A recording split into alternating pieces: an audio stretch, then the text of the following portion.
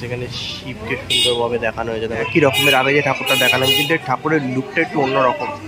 আর মায়ের হাত দেখো,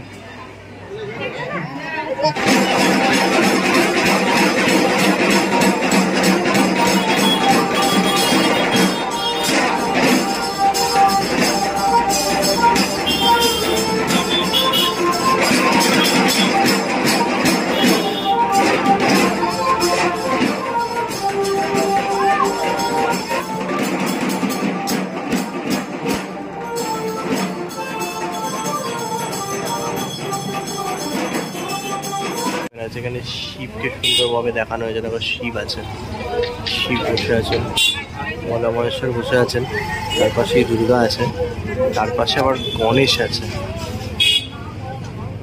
পুরো পরিবারকে এখানে দেখানো হয়েছে সুন্দরভাবে। এখন আমি দাঁড়িয়ে আছি যে শ্রী শ্রী গঙ্গা মাতার মন্দির। এটা হলো নবদ্বীপের কাজ হয়েছে, কারণ আমরা নবদ্বীপ মানেই জানি এদের কাজের একটু বিশেষত্ব আছে।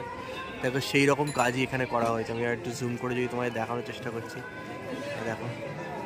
আর তোমাদের আগেই বললাম এদের এটা 100 বছর, জন্য এটাই এখানে লেখা রয়েছে যে 100 বছরতম পুজো।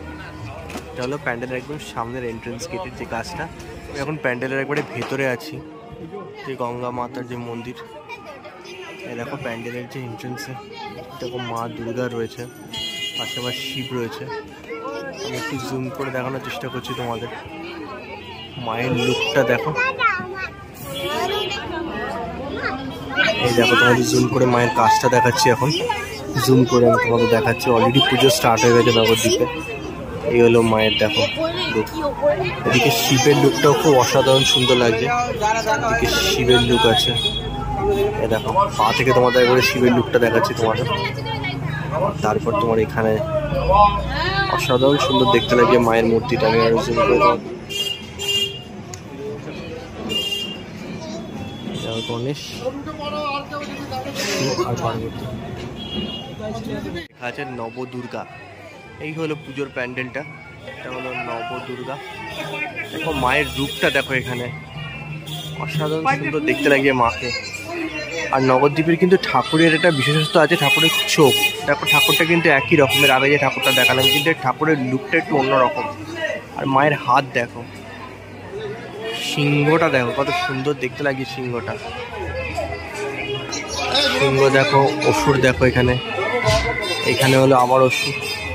আবার দেখাচ্ছি তোমাদের মায়ের মুখটা। মায়ের মুখটা কিন্তু অসাধারণ। আর নবদ্বীপে আমরা যখনই দেখি যে ঠাকুরের একটা বিশেষত্ব আছে, যেমন দেখো ঠাকুরটা কিন্তু একটা এরকম ভাবে দেখানোর চেষ্টা করবো। এটা আমি জুম করে মাকে দেখাচ্ছি একবার। অসাধারণ আবার মুখটা দেখো।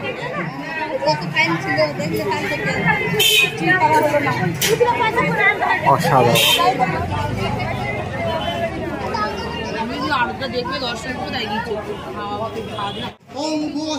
ওম নমঃ শিবায়।